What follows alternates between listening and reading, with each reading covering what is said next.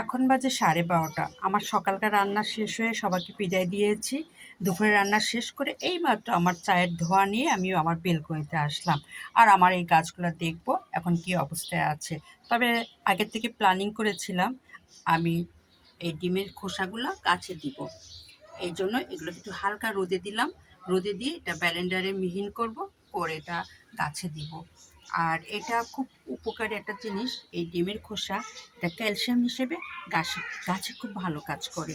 এই জন্য প্রতি মাসে আমি এই ডিমের খোসা দিই। তার সঙ্গে তো আরও আনুষঙ্গিক আমার হাতের তৈরি আরও ভিটামিন তো আছেই। পুষ্টিকর খাবারগুলো, যেমন কোনো সবজি আমি ফেলে দিই না, কোনো পেঁয়াজ, রসুন, কলার চোচা আমি ফেলে দিই না। এদের গাছ পানিগুলো সবসময় আমি গাছে দিই। আর এই জন্য আমার গাছে প্রচুর ফুল ফোটে। দেখুন আমার গাছ, আপনি কখনোই ফুল ছাড়া আমার বেলকনি পাবেন না।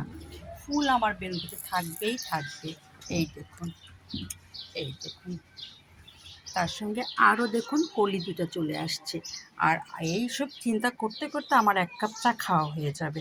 কারণ আজকের প্ল্যানিং আমার এটা, ডিমের খোসা কাজে লাগাবো। আর সেটা কাজে লাগাবো আমার ভালোবাসার জিনিসগুলোর সাথে।